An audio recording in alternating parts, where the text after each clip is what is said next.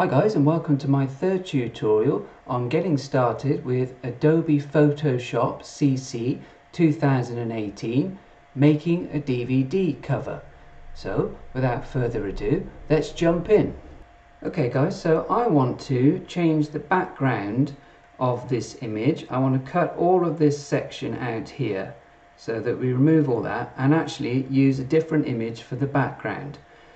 To play it on the safe side, I'm going to duplicate this layer, so if I change my mind on anything, I can literally just delete the layer and go back to the original. So if we come over here to this corner, you'll see at the moment this is highlighted, so this is the image layer. So if I turn that eye off and turn it back on again, you'll see the image disappears and then comes back again. So I want to duplicate this, which is very straightforward. All we do is we right click and then we come up here to duplicate layer, and then it'll ask you to rename it. You can if you wish. I'm just going to leave it like that. I know that it's a copy. That's all the info I need, so I'm going to click on OK, and then you'll see that our copy of this layer is now appeared above it here. So this is now the layer we're going to be working on. So if I now turn off the original layer by clicking on the eye, you'll see that now the copy is displaying and vice versa. So now we have a layer that we can play around with and do whatever we want with. So to avoid confusion, let's turn off our original layer. So let's click the eye so we know that that is now not visible, and now we know we're only working with this layer here on the top here. So like I said, I want to select and remove this area of the background in this image. To do this, we go over here onto this brush tool, hold down the left button on the mouse and then come across, and you'll see that a drop down menu appears. We want the quick selection tool, so let go of the left button on the mouse and then your cursor will change to a small circle. This is the quick selection tool. So I want to remove this area, so I'm going to grab the corner of the image over here, hold the left button down on the mouse and pull, and you'll see a marquee starts to appear and lots of ants are dancing along the line that we're moving. So I'm still holding down the left button on the mouse and slowly creeping out this quick selection tool, so it will gradually start to select the area that I want to remove. It takes some practice and you need to be careful moving it against large objects like the cars, and especially careful with smaller objects because sometimes it will tend to just select the smaller object. So tease that line into roughly where you want it to be. So if I now let go of the left button on the mouse, you can just about see that it is selected that area. If I control plus, I can zoom in there and show you where it's selecting. So there we can see the quick selection tool and the line that it is about to cut for us. So I'm going to control minus out of that now.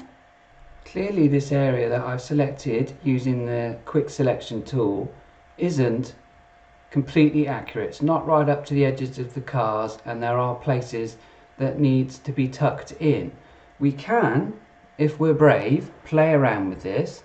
So if we again hold down the left button on the mouse and start to try and just gently tuck in these areas, you see you can start to bring it in a bit closer to where we want it to be, like so. So just tap it, holding the left button down on the mouse.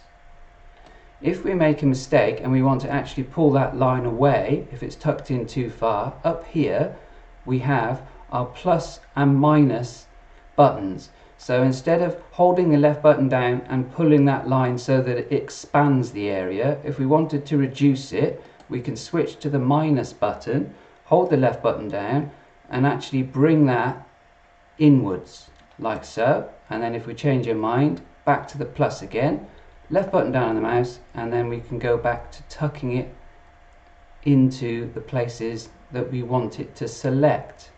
We can also, if we wish, change the size of the quick selection tool here. So at the moment it's at 30. We can drop down this menu and we can increase the size if we wish. Okay, so we want to remove this area, so make sure that it's still selected with the quick selection tool here, so you'll be able to know that that's happening. You'll see this line with the ants dancing. So then we come up here to the select and mask, click on that button, scroll down. Now it's going to cut out this area and leave this area at this point. Obviously we want to remove this background area but keep the cars here. So to tell it to do that, we'll click on invert, and you can see that it actually shows you that it's done that. So the background's a little bit lighter than the foreground, and then all we need to do is drop down this output settings menu, scroll down a little bit further, output 2, let's drop that down, and we want a new layer with layer mask. So select that and then click on OK. And now you can see that we have a new layer with a layer mask with this background area removed. The background here has turned white because if we just come over here again, the layer that we're working on here, which you've just created, is visible. The eye is showing, but all the other layers that we have here don't have the eye visible apart from the background, which is white. So we have this layer visible and the background layer visible. We can start to do some fine adjustments of this quick selection area. As you can see, we've got a very jagged edge coming around here. We can start to adjust this and make it a bit more accurate. So in order to do that, we can Control plus to zoom in, and then if we come over here, click on this, hold the left button down on the mouse and come across, we can click on this called the eraser tool. So click on it, let go of the left button on the mouse, and then using the eraser tool we can actually start to do some fine adjustments and start to bring this closer in to where we would like it to be. Obviously if your quick selection is spot on, then you may not need to do this, but a lot of the time quick selection isn't that accurate and you need to use this eraser tool just to do some adjustments. Okay guys, so we started to familiarize ourselves with the quick selection tool. We've also learned how to create a new layer, and we've had a little dip into using select and mask and also the eraser tool. Thank you for watching, and I will see you in the next tutorial.